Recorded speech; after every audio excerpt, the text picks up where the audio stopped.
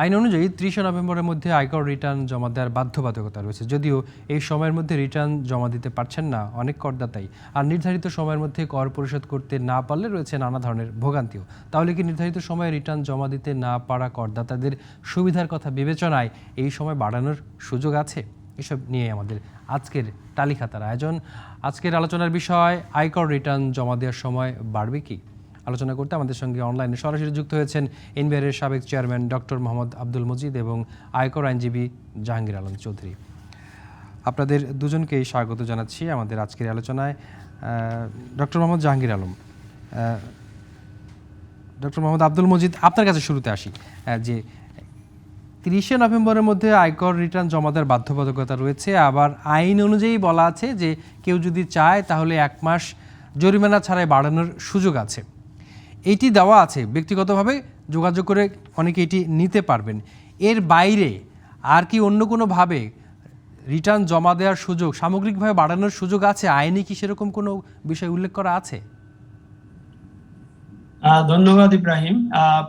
এটা একটা খুব প্রাসঙ্গিক প্রশ্ন, এই কারণে যে আমাদের মূল অরিজিনাল আয়কর আইনে বা নিয়মের ভিতরে ছিল, সারা বিশ্বেও তাই আছে, অর্থ বছর শেষ হওয়ার পরবর্তী ৩ মাস অর্থাৎ সেপ্টেম্বরেই ছিল অ্যাকচুয়ালি আয়কর রিটার্ন সাবমিশনের বিধিবদ্ধ আইন অ্যাকচুয়ালি।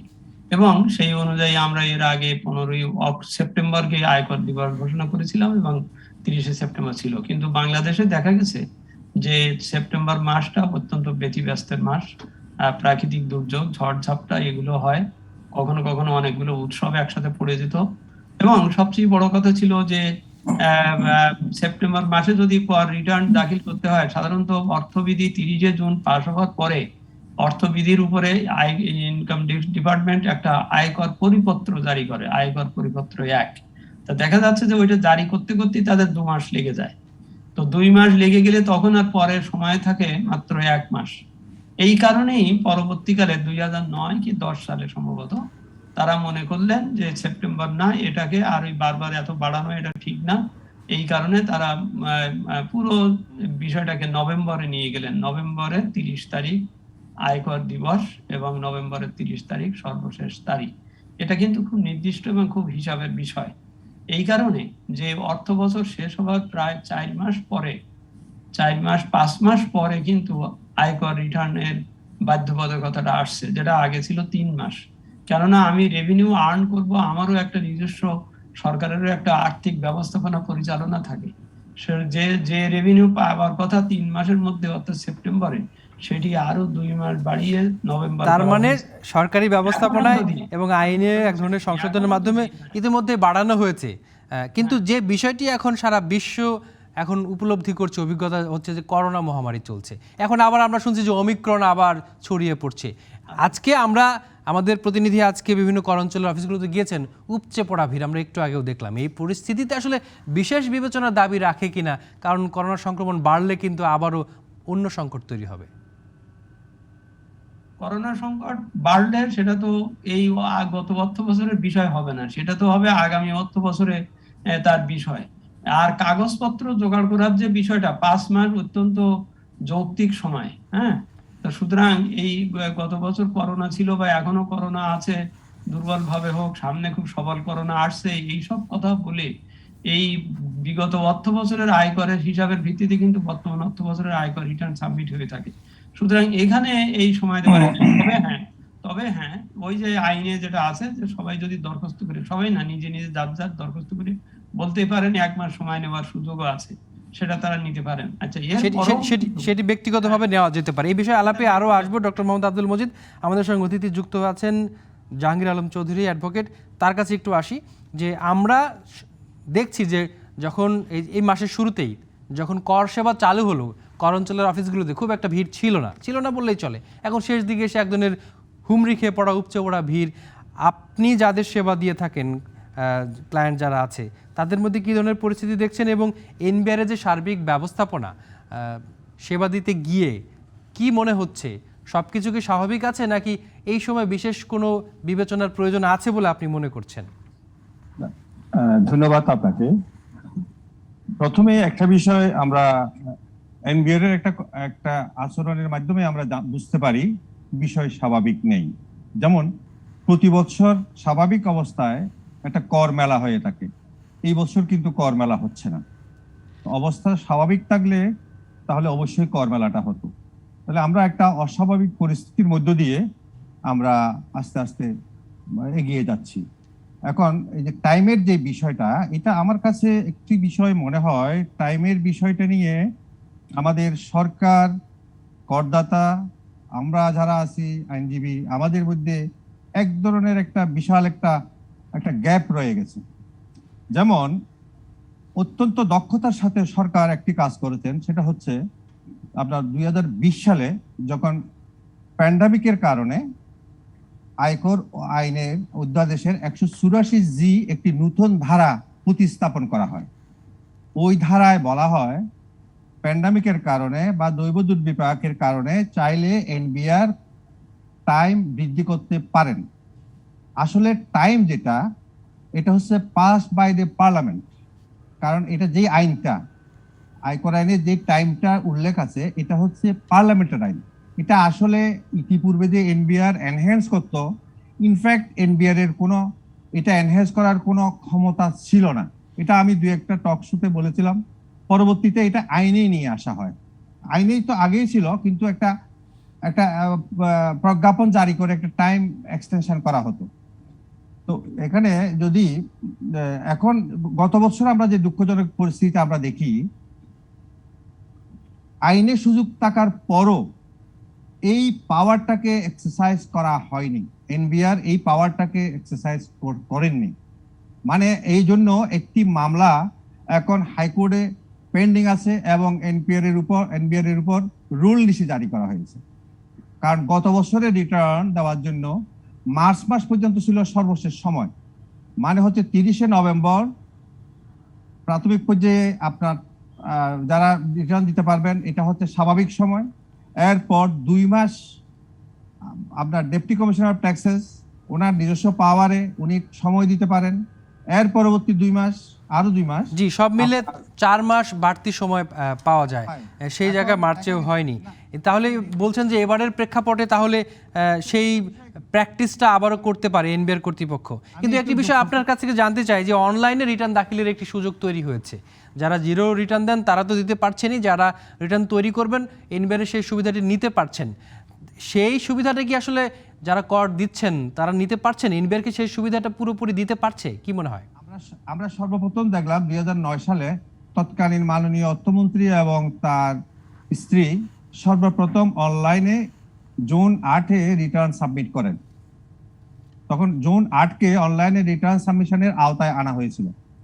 কিন্তু এই বিষয়ে খুব বেশি আগ্রহ করদাতাদের দেখা যায়নি।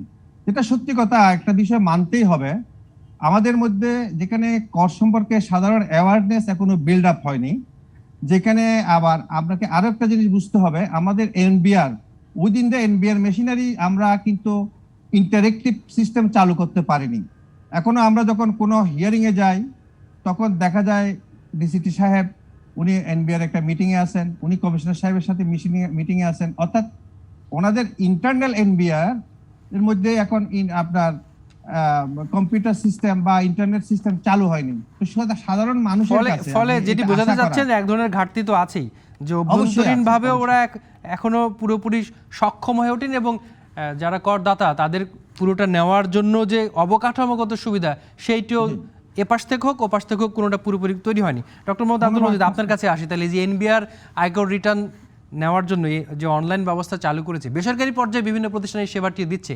এতদিনেও সেটি আসলে পরিপূর্ণরূপে হয়ে উঠছে না কেন? ঘাটতিটি কোথায়, কি বলবেন?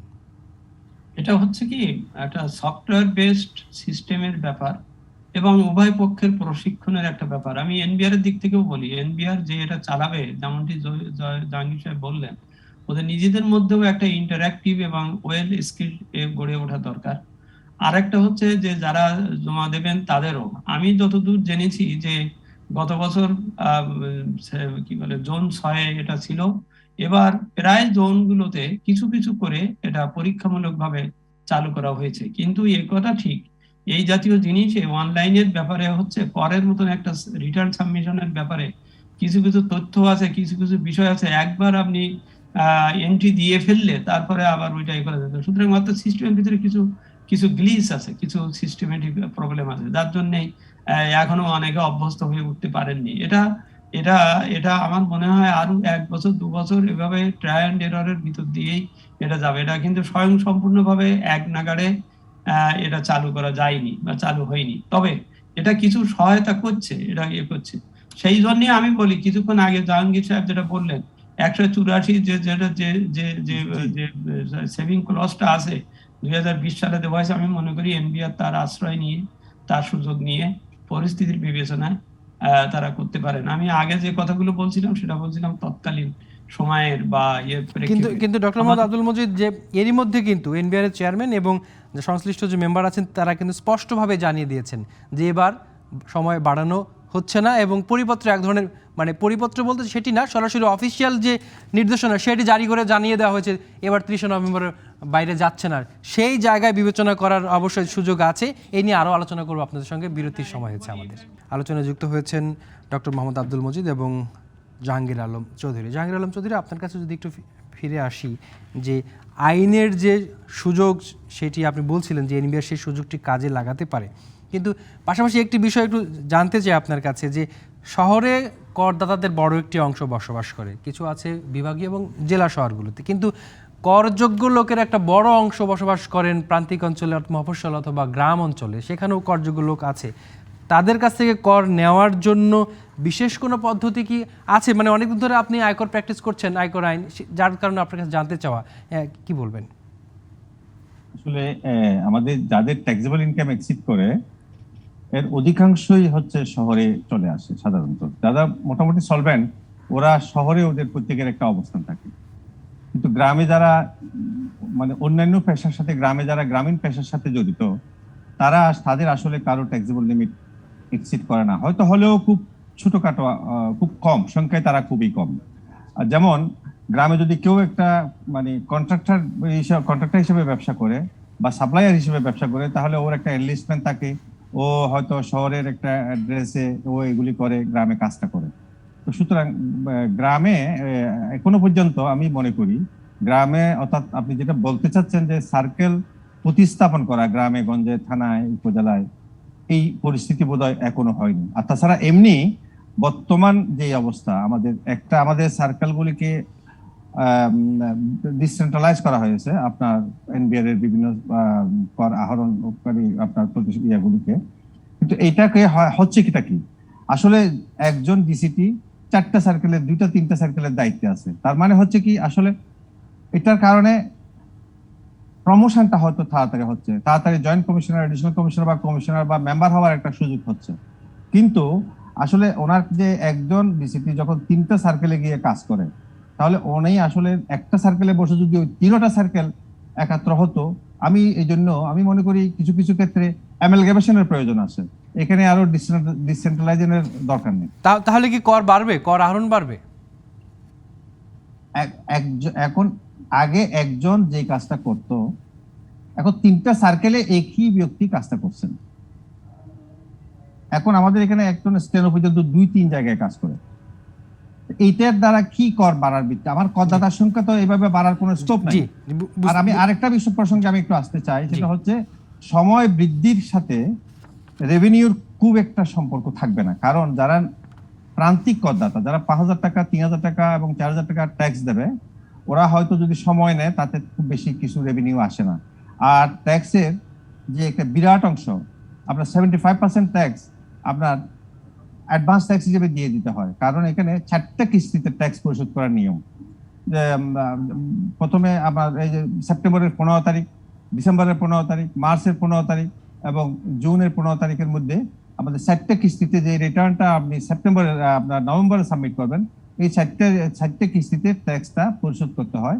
এবং এই 4টার মধ্যে অন্তত যদি 75% ট্যাক্স পরিশোধ করা না থাকে, তাহলে এটার উপর আবার সিম্পল ইন্টারেস্ট হয়।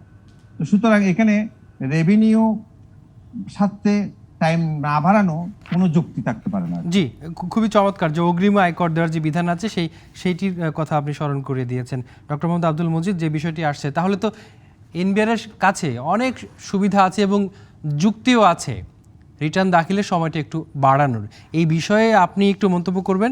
আর যেটি আমরা জানতে চাই আপনার কাছে, যে এনবিআর অনেকদিন ধরে বলে আসছে যে কর আহরণের যে অঞ্চল, অর্থাৎ জায়গা বাড়ানোর দরকার, নেট বাড়ানোর দরকার, কর নেট বাড়ানোর দরকার, সেইটি আসলে তাহলে গ্রাম পর্যায়ে কি যাবে না? সেখানে ডক্টর জাহাঙ্গীর বলছেন যে সেখানে খুব বেশি লোক, করযোগ্য লোক নাই, আপনি কি বলবেন?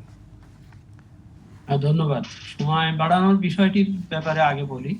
সেটা হচ্ছে যে গত বছর এই ধরনের দৈব দুর্বিপাক, বিশেষ করে করোনার মতো বিষয়ে, যেহেতু আইনের ভিতরে একটা সুযোগ দেওয়া আছে, এনবিআর পারবে, ওই যে জাহাঙ্গীর সাহেব খুব স্পষ্ট বলছেন, কারণ আসলে সময় বাড়ানোর এখতিয়ারটা বা সবকিছু কিন্তু একবারে পার্লামেন্টের আইনের দ্বারা। তো গত বছর এটাতে কিছুটা পাওয়ার দেওয়া আছে। নিশ্চয়ই এনবিআর সেটা দেখে পরিস্থিতি, যদি মনে করে, এরকম ধরনের শব্দ আছে, তো যদি মনে করে, অর্থাৎ যদি দেখে, তারা এটা বাড়াতে পারেন। এর মানে এই না যে তারা অবশ্যই বাড়াতে পারেন বা অবশ্যই বাড়াবেন বা বাড়াতে বাধ্য, এরকম না, কিন্তু এটা তাদের বিবেচনায় তারা যদি দেখে।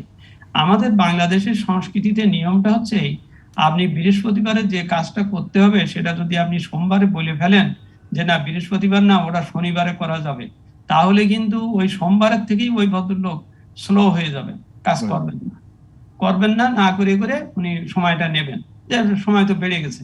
সেই জন্যই এটা আমিও একজন প্রাক্তন চেয়ারম্যান হিসেবে বলছি, আমরা লাস্ট মোমেন্ট পর্যন্ত কিন্তু ওই চাপটা রাখি যে না বাড়াবো না, মানে অর্থাৎ যার যা হবে সে চেষ্টা করুক। তার মানে আগামীকাল শেষ হচ্ছে 30শে নভেম্বর, আগামীকাল সন্ধ্যের দিকেও একটি আলাদা করে নোটিশ আসতে পারে যে সময় বাড়ানো হলো।